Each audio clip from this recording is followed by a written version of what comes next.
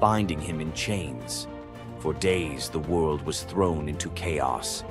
No one could die. Warriors fought endlessly without consequence. The natural order collapsed. The gods finally intervened, freeing Thanatos and dragging Sisyphus to the underworld. But even here, Sisyphus had one last trick. He convinced Hades to let him return to the surface for just one day to punish his wife for not giving him a proper burial. Of course, he never returned. The gods, finally done with his games, devised a punishment that perfectly matched his crime: eternal, meaningless effort. Sisyphus was condemned to push a massive boulder up a steep hill. He would strain, fight, and claw his way to the summit, only for the weight of the universe to drag the rock back down the moment he reached the top. It's the ultimate metaphor for the modern corporate world. You spend 3 months pushing a quarterly report. You reach the summit. You celebrate. Then the boulder rolls down, and the next quarter begins. The goal is never achieved. The progress is an illusion. You are Sisyphus. But here is the revolutionary twist, the secret that transforms the myth. The philosopher Albert Camus saw Sisyphus not as a victim, but as the absurd hero. Sisyphus's freedom doesn't come from escaping the mountain, but from accepting the struggle. The moment he acknowledges the futility, the moment he finds meaning in the push itself, in the sweat, the effort, the sheer defiance of continuing, he defeats the gods. His walk back down the mountain is not a walk of defeat, but a moment of conscious, deliberate choice. It is the moment he chooses to be happy. So, the next time your KPI rolls back down the hill, remember Sisyphus. The goal is irrelevant. The only true freedom is finding joy in the effort, not the outcome. Loki's punishment was brutal. Bound deep within a cavern, his body lashed to 3 jagged rocks with the entrails of his own son. Above him, a serpent hung poised, venom dripping relentlessly onto his exposed skin. This scene, drawn from the Poetic Edda and the Prose Edda, became a symbol of both divine vengeance and suffering that echoed through Norse legend. But the gods never counted on one presence: Sigyn, Loki's faithful wife. Her hands trembled as she knelt beside him, catching each drop of poison before it could sear his flesh. Her quiet devotion became a fragile shield against the god's wrath. Why did she choose loyalty over escape? The answer reveals a truth about love that endures even when the world itself seems lost to darkness. Yet before the cavern, before the venom and the silence, there was a betrayal that shook the heart of Asgard. Balder was the light of Asgard, cherished by gods and mortals alike. His laughter filled the halls, a warmth that even the golden apples of Idun could not rival. When ominous dreams began to trouble him, his mother Frigg, desperate to protect her son, secured oaths from every creature and object in existence never to harm him. All, that is, except the mistletoe, too slight, too innocent to warrant suspicion. Loki saw opportunity in what others dismissed. He fashioned a dart from that fragile branch and sought out Hoder, Balder's blind brother. "Here," Loki murmured, placing the weapon in Hoder's uncertain grasp, "let me guide your hand." The dart struck its mark. In an instant, Balder's light was snuffed out, his presence gone from the world. The gods stood in stunned silence, their joy shattered. Loki lingered in the shadows, the faintest smile on his lips, before slipping away unseen. The Prose Edda tells us the pyre burned for 9 nights. Balder's wife, Nanna, overcome with grief, cast herself onto the flames, her spirit entwined with his. The gods heaped treasures upon the funeral bier, Odin's ring Draupnir, Balder's own ship Hringhorni, to honor him, but no offering could fill the void left behind. The air grew heavy with suspicion. As the smoke twisted skyward, word spread of an old woman whispering to Hoder in the moments before the fatal blow. When Thor forced the truth from a trembling servant, silence fell like a shroud. Loki's name was not spoken, but its weight pressed upon every heart. The gods had tolerated his mischief, his clever lies, even the theft of Sif's hair. But this was different. The poetic Edda names him plainly, Loki, the guileful who brought it about, from which all misfortune came. Odin convened the gods to pass judgment. No mead flowed, no boasts rang out. The All-Father's single eye burned cold as he named Loki Oathbreaker and Kinslayer. Weapons gleamed in restless hands. Even gentle Friar's fingers tightened around his sword. Loki understood the gods' fury. He fled Asgard, his mind racing with schemes. As told in the prose Edda, he built a lodge in the mountains, doors on every side, always watching for his pursuers. Still, he could not outrun their vengeance. Odin's gaze found him, even in hiding. When the gods arrived, Loki tried to slip away, transforming into a salmon to evade capture in the river's swift current. But Thor's grip proved stronger than fate. Dragged back through the gates he once helped raise, Loki passed faces twisted with anger and betrayal. The gods' judgment was swift. The path ahead led not to mercy, but to a place where pain and silence waited in the damp and the dark. They forced Loki into the heart of the earth, a cavern where the air pressed cold and heavy, and every sound echoed off stone walls, slick with damp. Water dripped steadily from above, each drop magnifying the hush that settled over the gods as they set to their grim task. The stench of venom lingered, sharp and persistent, mingling with the iron tang of old blood. Odin's single eye caught the flicker of Skadi's movement. A silent nod passed between them, sealing what would come next. 3 massive boulders, freshly gouged with holes, stood ready. The gods had not brought chains or rope. Instead, they made Loki's punishment a reflection of his own chaos. The prose. Edda tells us they transformed one son, Vali, into a wolf who slew his brother, Nari. With the entrails of Nari turned to iron by the gods' will, they bound Loki fast, wrists, neck, thighs, and ankles locked tight against the unyielding stone. As the Völuspá declares, with the guts of his ice-cold son, the killer is bound. Each knot and twist was deliberate, a reminder that his own blood now held him captive. The weight of the rocks pressed into his flesh, a constant ache that would never fade. Skadi stepped forward, her presence sharp as frost. In her hands a serpent writhed, its fangs gleaming. She fixed the creature to a stalactite directly above Loki's face. "For Balder," she said, her voice steady and cold. The serpent's jaws parted, and a bead of venom gathered at its tip. It hung for a moment, then fell. Loki's scream reverberated through the cavern, his body arching in agony as the venom burned into his skin.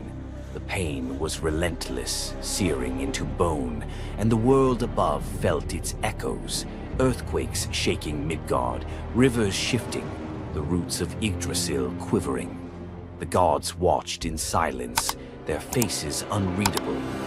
Justice, they believed, had been served. As the serpent's venom continued its slow assault, the rhythm of torment became all-consuming. The next drop formed, poised to fall. Then a figure emerged at the edge of the chamber, a woman, silent, a wooden bowl cradled in her hands. Sigin's arms were blistered, her sleeves stained, but her grip was unwavering as she stepped into the circle of pain. The cavern held its breath. Sigyn knelt, her presence a quiet defiance. The venom hissed into the bowl, wood darkening with each drop. The gods turned away, their judgment complete, but the story within the cavern was only beginning. The bowl rested in Sigyn's hands, its wooden sides polished by hours of silent endurance. She knelt on the cold stone, skirts bunched beneath her, and waited for the serpent's venom to fall. The first drop struck with a hiss, a thin wisp of smoke curling up as Loki's breath caught in his throat. She kept her gaze fixed on the bowl, her resolve anchored by the rhythm of her task. Time unraveled in the cavern, marked only by the relentless cadence of the venom. Drip, catch. The liquid sizzled as it struck the wood, the heat seeping through Sigin's calloused palms. Each shift of her grip was subtle, a quiet adjustment to keep the bowl steady as her arms ached. Above, the serpent's shadow twisted over the stone, its coils unmoving, its venom gathering in slow, deliberate drops. Loki whimpered, bracing for pain that had become his constant companion. The sound of his dread was sharper than his cries. The air hung heavy with the stench of scorched flesh and the metallic sting of poison. The darkness pressed in, broken only by the faint glimmer of Sigin's tears as they mixed with venom in the bowl, each drop a testament to her resolve. The silence between drops was punctuated by Loki's ragged breaths and the distant echo of water dripping from the cavern walls. Sigin's world narrowed to the weight in her arms and the threat above. The bowl filled, the venom rising perilously close to the rim.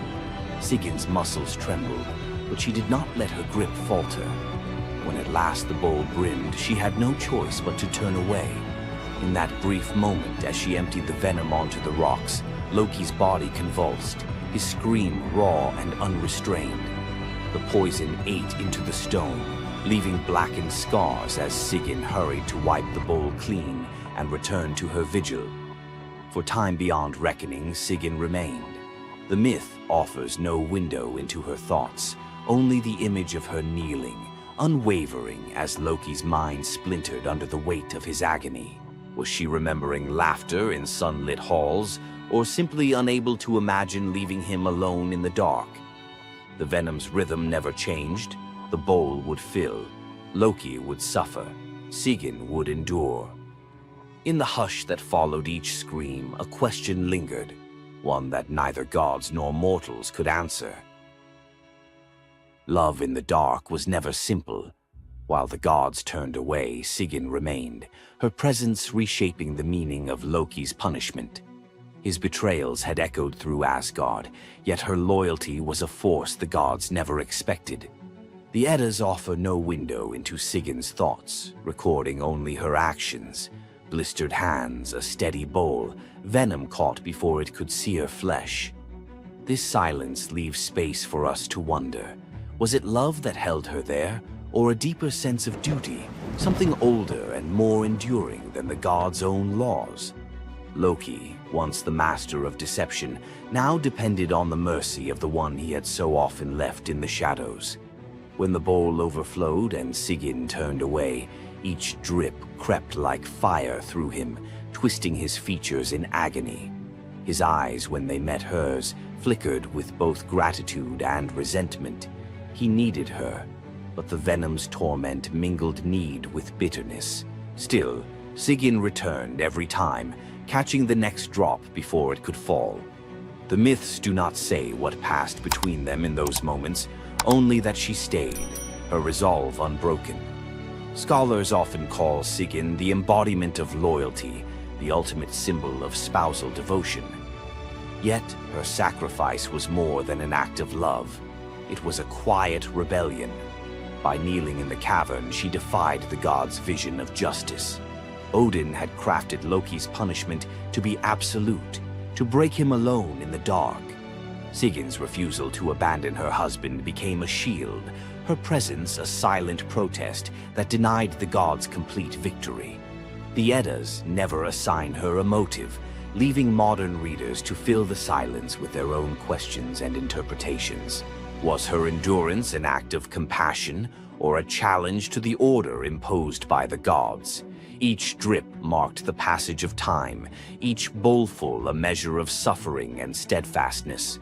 Loki's laughter, once quick and sharp, faded into broken gasps. His words, sometimes curses, sometimes pleas, found no purchase. Sigyn's hands grew raw and ruined, but she did not falter. The cycle of pain and mercy continued, unbroken. In the end, it was not just Loki who endured the gods' punishment. Sigyn's vigil transformed it, turning isolation into a shared ordeal. In the darkness, her silent defiance and unwavering love became part of the myth, a testament to the power of presence, even when the world has turned away. Sigin's vigil stands as one of Norse myth's quiet marvels, a steady presence in the shadows, her strength measured not in battle, but in endurance beside the one the gods condemned. As Loki writhed beneath the venom's relentless burn, Sigin's hands never wavered. The Eddas remember her not for words or deeds of glory, but for the silent rhythm of her care. Her story reminds us that sometimes love endures in darkness. Sigin's vigil continues until the twilight of the gods, Ragnarok, whenever that may come. Would you have stayed? If Sigin's silent strength moved you, let us know in the comments or share your favorite Norse hero below. Thor, the thunder god, woke up to find his greatest nightmare had come true. Mjolnir, his mighty hammer that could level mountains and control lightning itself, was gone. Without it, the thunder god was powerless, vulnerable, and mocked. The weapon that defined his very identity as protector of Asgard had vanished without a trace. But what happened next would humiliate him more than any defeat in battle. To get his hammer back, Thor would have to do something that went against every fiber of his warrior identity. You won't believe the disguise he ends up in. It all began on what should have been an ordinary morning in Asgard. Picture Thor reaching for the leather grip that had been at his side for countless centuries, his fingers closing around nothing but empty air. The spot where Mjolnir should rest felt cold and wrong, like a missing tooth that your tongue keeps finding. Thor's morning routine, as predictable as sunrise over Asgard's golden halls, shattered in that single moment of realization. The hammer forged by dwarven masters, the weapon that could summon lightning and level mountains, had vanished without so much as a whisper of sound. The initial shock hit Thor like a physical blow. His hand remained suspended in space, still reaching for what wasn't there. Then panic crept in, cold and relentless. He let out a blood-curdling roar of sheer rage, the whole palace trembling. Without Mjolnir, he was powerless, vulnerable, and mocked, stripped of the weapon that made him Asgard's primary defender. The enemies that prowled the borders of the Nine Realms knew about his mighty hammer. They counted on Thor's strength to keep them at bay. Now that strength was gone. Word spread through Asgard's halls faster than wildfire.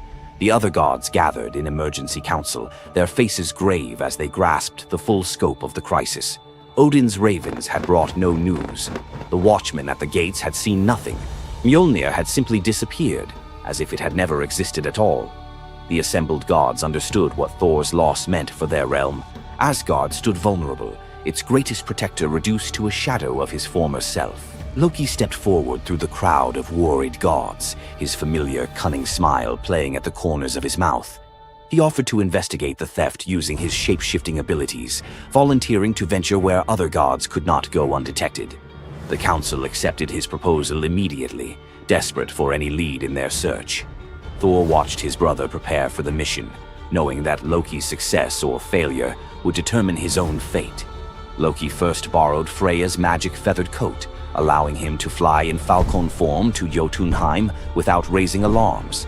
Each dead end pushed Thor deeper into desperation. He imagined facing his enemies defenseless, their laughter echoing as they realized the thunder god carried no thunder. The trail finally led to the most dangerous territory of all, Jotunheim, the realm of the giants. Loki strode into the council chamber with the confident gait of someone who had solved a mystery, but his expression carried an ominous weight. The giant Thrym, lord of the frost giants, had openly boasted about his theft from his massive throne of ice and stone. He had buried Mjolnir 8 leagues beneath the frozen earth of his realm, thrice deeper than any giant's hall, he claimed, placing it where even Thor's strength would be useless. Thrym had what he thought was a simple demand for the Norse gods. He wanted the beautiful goddess Freya as his bride in exchange for the hammer's return. The giant had fixated on her legendary beauty and grace, convinced that possessing both Mjolnir and the goddess of love would make him the most powerful being in all the 9 realms. His arrogance knew no bounds as he described his elaborate wedding plans to Loki, speaking of golden halls and feasts that would last for weeks. Thrym believed the gods had no choice but to accept his terms. When Loki spoke to the council about Thrym's demand, the council fell silent. Freya's reaction shattered the tense quiet that followed Loki's report, causing her rage to break the Brysinger necklace, its gems scattering across the floor in glittering fragments. She declared she would rather throw herself into the deepest ocean than marry the frost giant who dared make such a demand. The gods found themselves trapped in an impossible situation.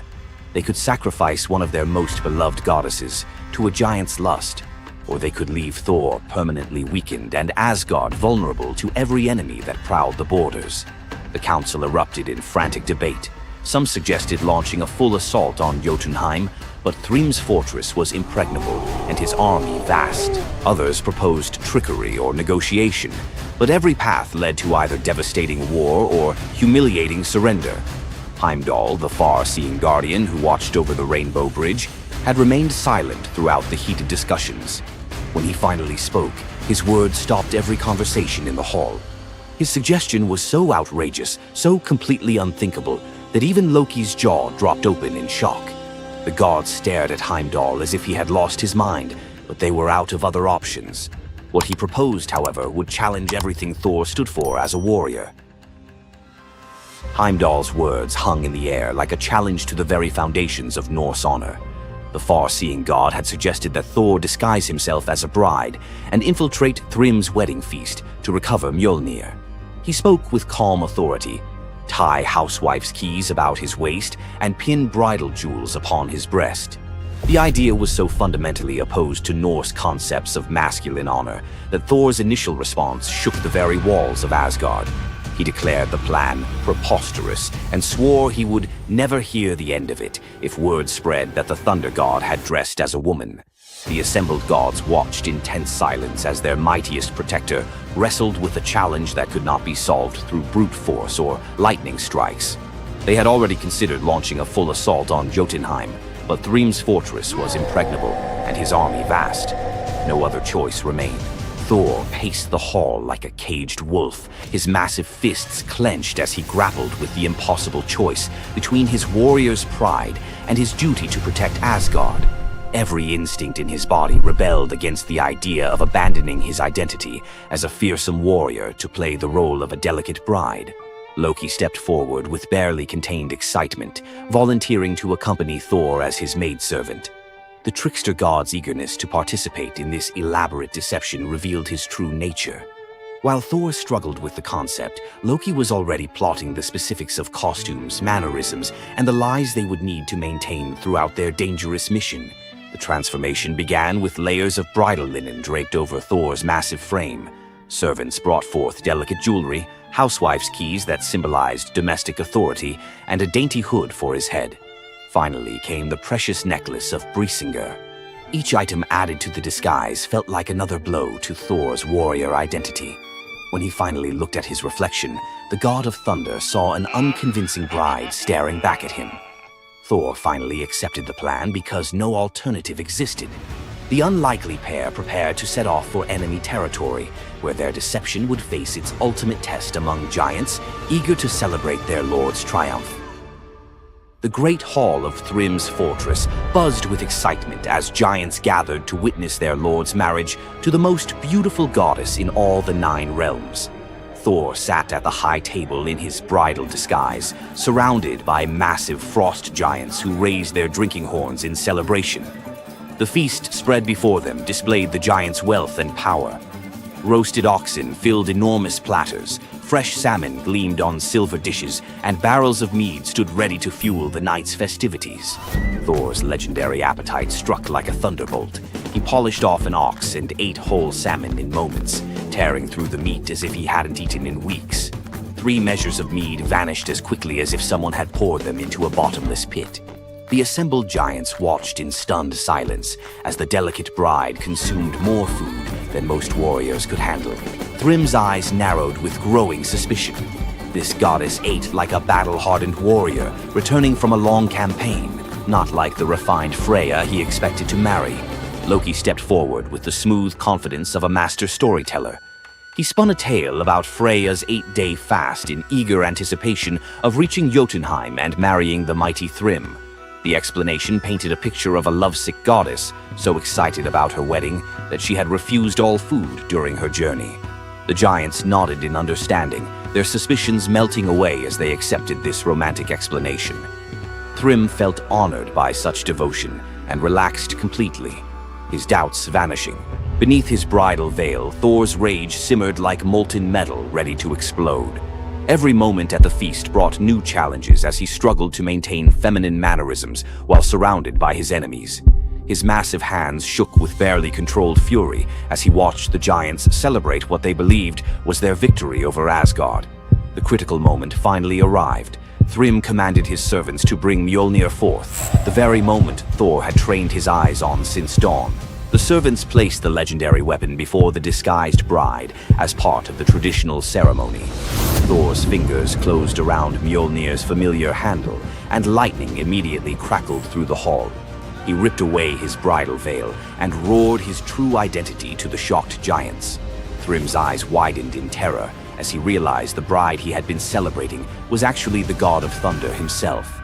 Thor swung Mjolnir, killing Thrym instantly after crushing his skull with Mjolnir, then turned on the assembled giants, and even the pleading giantess met Mjolnir's crack before the hall fell silent.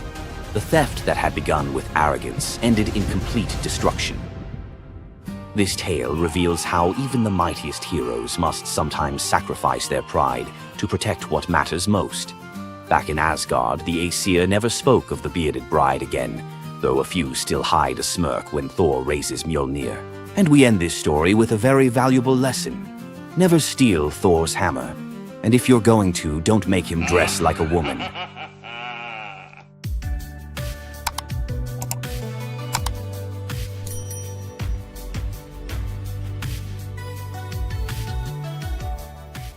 What makes Zeus, the mighty king of the Greek gods, one of the most fascinating figures in mythology?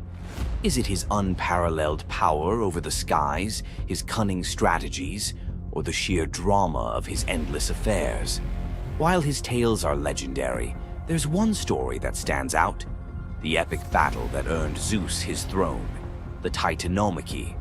This isn't just a story of a god's rise to power, it's a tale of rebellion, alliances, betrayal, and the ultimate struggle between two generations of divine beings. Stay with us as we dive into the myth of the Titanomachy, Zeus's role in overthrowing the Titans, and the secrets that shaped his reign. Before Zeus became the king of the gods, his father, Cronus, ruled the cosmos. Cronus was the youngest of the Titans, a race of primordial deities born of Uranus, the sky, and Gaia, the earth. The Titans were immensely powerful, but also deeply flawed. Cronus had gained power by overthrowing his own father, Uranus, in a brutal act of betrayal. But just as Cronus had betrayed his father, a prophecy loomed over him, warning that one of his own children would overthrow him. To prevent this, Cronus took a horrifying precaution. He swallowed each of his children as they were born, imprisoning them in his stomach for eternity. But Gaia, the ever-watchful mother of the gods, wasn't about to let this happen again.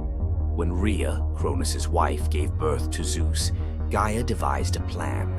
Rhea tricked Cronus by handing him a stone wrapped in swaddling clothes, which he swallowed, believing it was his newborn son. Meanwhile, Zeus was spirited away to a hidden cave on the island of Crete, where he was raised in secret. Zeus grew up under the care of nymphs and a goat named Amalthea, who nourished him with her milk. As he matured, Zeus learned of his father's tyranny and vowed to free his siblings and challenge Cronus's rule. Zeus couldn't take on Cronus and the Titans alone. He needed allies. His first move was to rescue his siblings trapped inside Cronus. With the help of the goddess Metis, Zeus tricked Cronus into drinking a potion that caused him to vomit up his children: Hestia, Demeter, Hera, Hades, and Poseidon, fully grown and ready for battle. Now united, the 6 Olympian siblings declared war on Cronus and the Titans. But the Titans were powerful, and the war, known as the Titanomachy, would rage for 10 years with no clear victor. Realizing they needed an advantage, Zeus turned to the most unlikely of allies, the Hecatonchires and the Cyclopes. These were monstrous children of Gaia and Uranus, imprisoned in Tartarus by Cronus out of fear of their immense power. The Hecatonchires had 100 hands and unparalleled strength, while the Cyclopes were master craftsmen. Zeus descended into Tartarus, defeated its terrifying guardians, and freed these imprisoned beings. In gratitude, the Cyclopes forged weapons for Zeus and his brothers. Zeus received the thunderbolt, Poseidon the trident, and Hades a helmet of invisibility. With these tools and the raw power of the Hecatonchires, the Olympians finally had the upper hand. The final clash of the Titanomachy was a cosmic spectacle. The Titans, led by Cronus, unleashed their full fury, shaking the very foundations of the universe. Mountains crumbled, seas boiled, and the skies erupted in chaos. But Zeus and his allies were relentless. Zeus hurled his thunderbolts with unerring precision, scorching the battlefield and scattering the Titans' ranks. Poseidon unleashed massive earthquakes, and Hades used his helmet of invisibility to sow confusion among their enemies. The Hecatonchires proved invaluable, hurling massive boulders with their 100 hands, overwhelming the Titans. One by one, the Titans fell, their immense power no match for the combined might of the Olympians and their allies. Cronus was the last to fall. Zeus struck him down with a thunderbolt so powerful that it split the skies. With Cronus's defeat, the Titanomachy was over. With the Titans defeated, Zeus and his siblings faced a choice: what to do with their vanquished foes.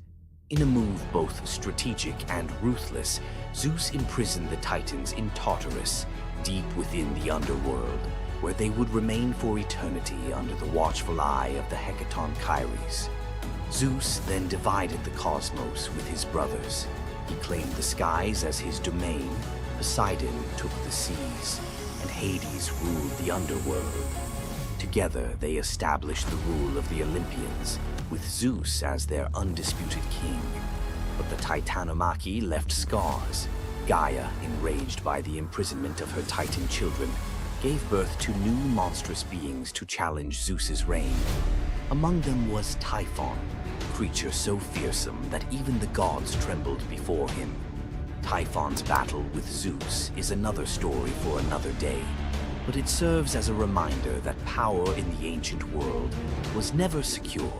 Zeus's rise to power marked the beginning of a new era, but his reign was anything but peaceful.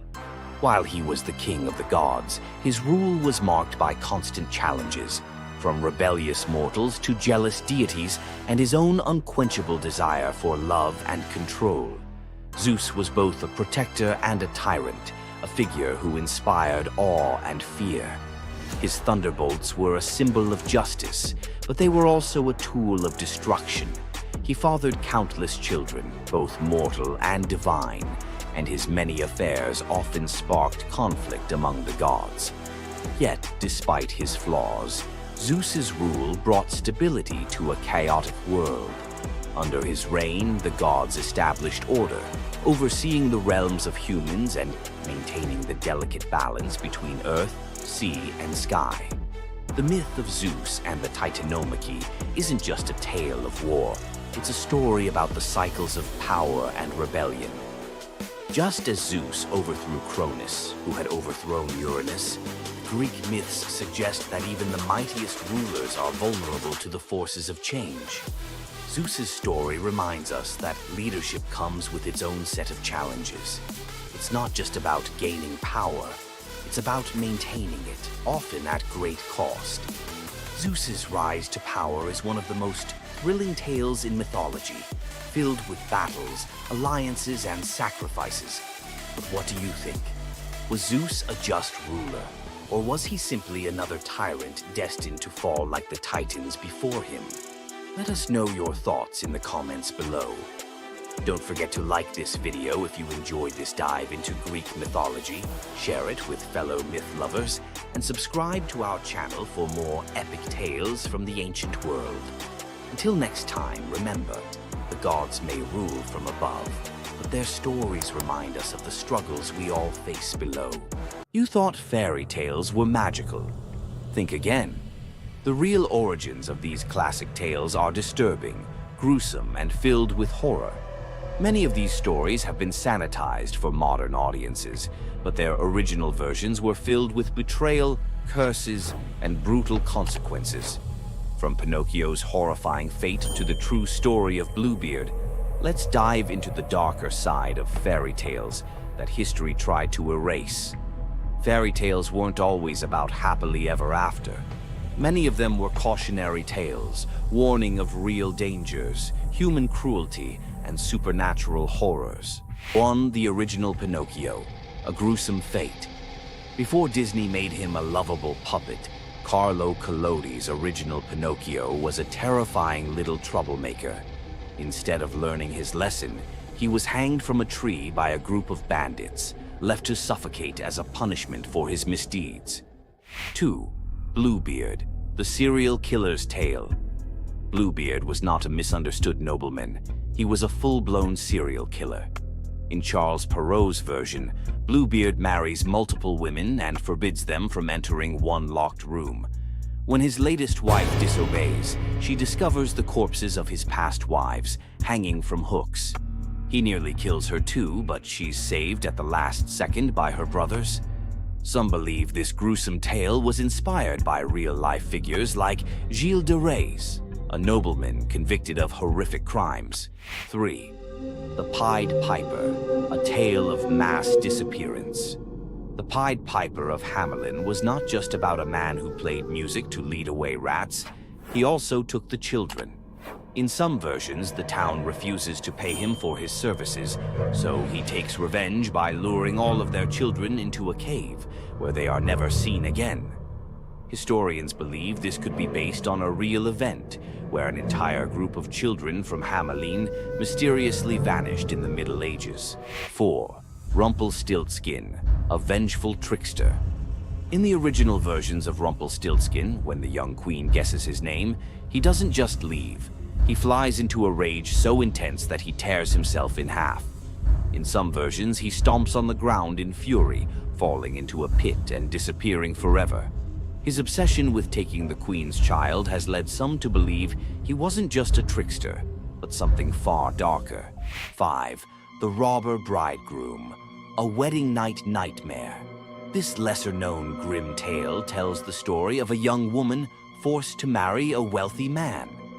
Suspicious of her husband-to-be, she follows him to his home, only to discover that he and his band of robbers murder and eat women. She watches in horror as they butcher a young girl, cutting her into pieces. Luckily, she escapes and exposes them, leading to their execution. 6. The Juniper Tree, a tale of cannibalism and revenge. One of the most horrifying grim fairy tales, The Juniper Tree tells of a stepmother who decapitates her stepson, cooks his body, and feeds it to his unsuspecting father. The boy's sister buries his bones under a juniper tree, and from the tree the boy returns as a vengeful spirit, transforming into a bird and dropping a millstone on his stepmother, crushing her to death. 7. The Girl Without Hands, a story of betrayal and survival.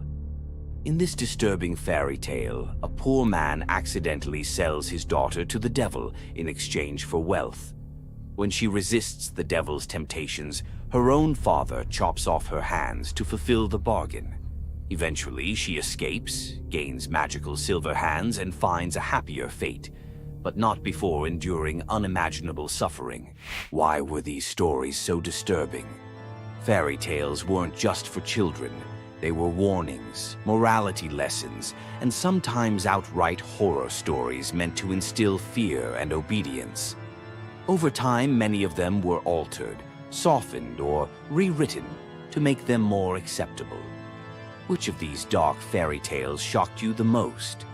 Want to uncover more forgotten stories and chilling legends? Subscribe now and dive into the forgotten history of fairy tales. What would you do if you gave up everything for love, only to be betrayed by the one you trusted most? In the Greek myth of Medea, love led to ultimate revenge, and the consequences were deadly. Let's dive into this tragic tale.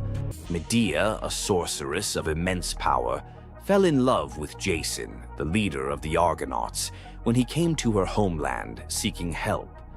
Medea, who was deeply in love with him, used her magic to aid him in his quest for the Golden Fleece. She betrayed her own family, murdered her brother, and helped Jason achieve his goal, all out of love for him. Once Jason had the fleece, Medea fled with him to Greece, where they started a life together. But as time went on, Jason's love for Medea faded. He decided to marry Glauce, the daughter of Creon, the king of Corinth, in an effort to secure a more powerful position. Medea, heartbroken and furious at the betrayal, decided to exact her revenge. She used her powers to craft a poison so deadly that it would burn Glauce alive when she put on a beautiful dress that Medea had sent her as a gift. But Medea didn't stop there. In her grief and rage, she murdered her own children, Jason's children, to ensure he would suffer the most for his betrayal. The pain of losing everything she loved was unbearable, and Medea, having left nothing behind but destruction, fled to Athens, leaving Jason to wallow in his sorrow and regret. Medea's story is a tragic reminder of the destructive power of betrayal and the extreme lengths to which love can drive someone. Sometimes love is not only blind, but it can also lead to devastation and vengeance. Does Medea's vengeance leave you thinking about the darkest side of love? Subscribe for more ancient Greek myths filled with twists, power, and passion.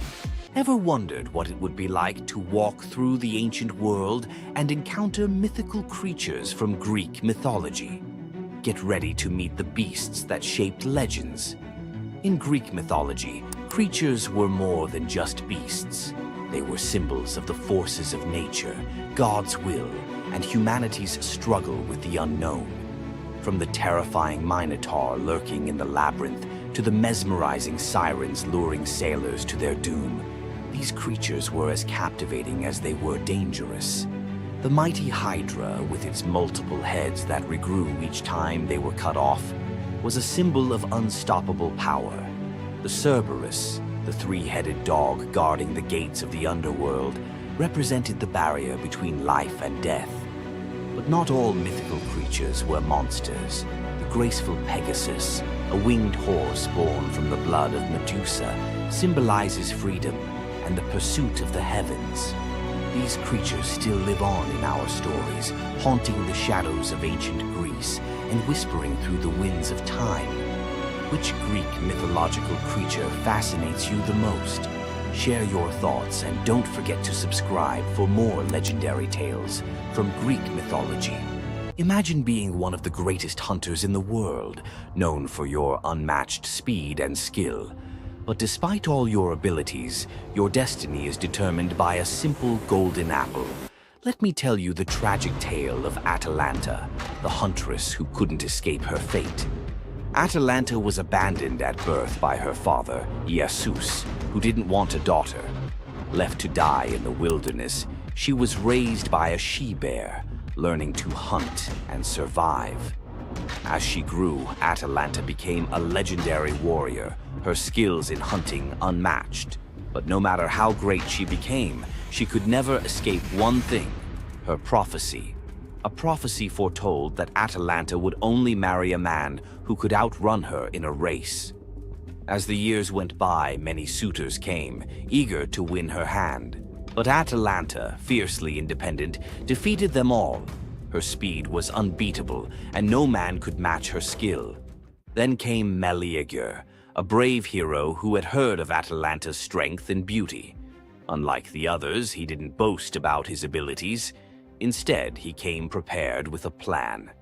Meleager, knowing Atalanta's curse, asked the goddess Aphrodite for help. She granted him 3 golden apples, which he used to distract Atalanta during their race. As Atalanta raced ahead, confident of her victory, Meleager tossed the apples one by one in her path. The golden apples were so beautiful, they distracted Atalanta just enough to slow her down. In the end, Meleager won the race, and Atalanta was forced to marry him, despite her reluctance to give up her independence. But the story doesn't end in happiness. Atalanta and Meleager's marriage was plagued with regret. Atalanta, still driven by her need for freedom, felt trapped by the very love she couldn't escape. And in the end, Meleager, whose destiny was also marked by the gods, tragically died before she could ever truly be free. Atalanta's story is a tale of love, fate, and the clash between personal destiny and desire. Despite her unmatched strength and independence, her fate was sealed by love, and her story remains a tragic reminder of how even the most powerful can be brought down by what they cannot control. If Atalanta's bittersweet story of fate and love left you in awe, subscribe for more untold Greek myths and the heroes who shaped the ancient world. You've heard of a goddess whose beauty was unmatched. But what if I told you that her beauty wasn't what it seemed? In fact, her allure led to some of the darkest consequences in ancient myth. This goddess, adored by many, held the power to captivate anyone with a mere glance. She was so beautiful that her charm could sway the gods, kings, and mortals alike. But this beauty came with a deadly price.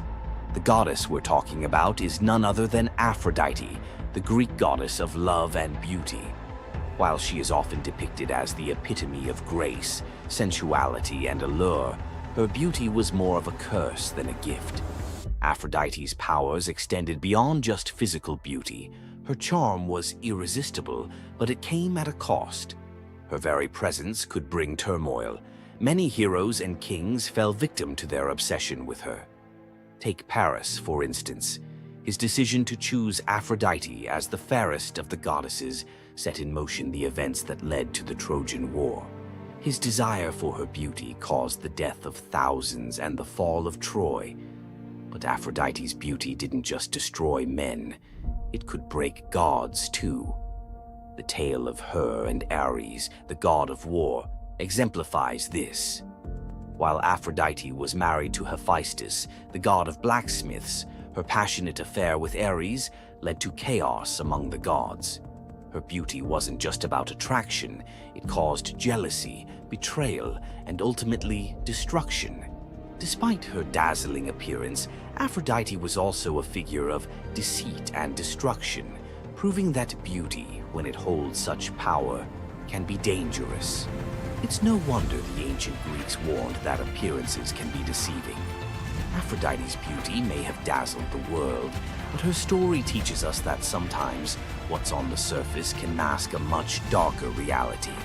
So, was Aphrodite's beauty a blessing or a curse? The myths suggest that beauty, when wielded by the gods, is never what it seems. If you want to uncover more hidden truths about gods and goddesses from the ancient world, hit that subscribe button.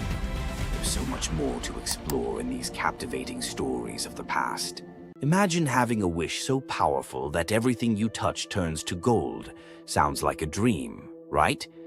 But for King Midas, this dream turned into a nightmare. Let's dive into his tragic story.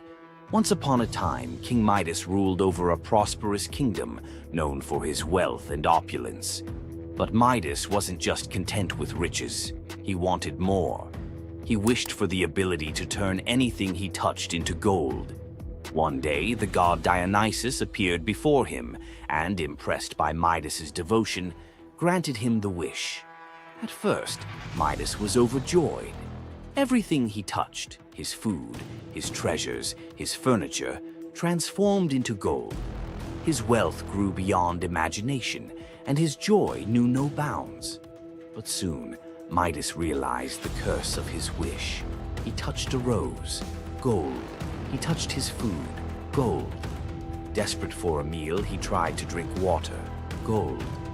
In horror, Midas realized that even his daughter, whom he loved dearly, turned into a lifeless golden statue when he touched her. Furious with the consequences of his greed, Midas begged Dionysus for mercy. The god, seeing the king's suffering, told him to wash in the river Pactolus. And in that moment, Midas's golden touch was taken away. The river's waters, now imbued with Midas's curse, carried gold downstream, forever tainting the land. King Midas's story is a reminder that greed often blinds us to the consequences of our desires. His once prized gift became his greatest curse, teaching us that not all treasures are worth the price. If King Midas's tale of power and greed left you thinking, make sure to subscribe for more epic Greek myths and their timeless lessons. Stay tuned for more stories of fate, love, and the god's wrath. Imagine a woman so terrifying that a single glance from her could turn anyone into stone. Medusa, a name that echoes through history as a monster, a villain, and a symbol of pure horror. But what if everything you thought you knew about her was wrong? Medusa wasn't always a monster. Her story is one of betrayal, injustice, and a curse she never deserved. She wasn't born a villain. She was made into one by the gods themselves. But even as a victim, she found a way to turn her tragedy into power. Today, we'll unravel the myth of Medusa and discover the deeper truth behind her story. From her tragic origins to her transformation into a feared Gorgon, to her epic confrontation with Perseus. This is the tale of Medusa like you've never heard it before. Long before the snakes, before the curse, Medusa was a mortal woman of extraordinary beauty. She wasn't born a monster. She was born human, the daughter of the sea gods, Phorcys and Ceto. While her sisters, Stheno and Euryale, were immortal Gorgons, Medusa stood apart as the only mortal among them. But it wasn't her mortality that set her apart. It was her beauty. Medusa's golden hair, radiant complexion, and striking eyes captured the attention of everyone, even the gods. She served as a priestess in the temple of Athena, goddess of wisdom and war, vowing to remain pure and devout.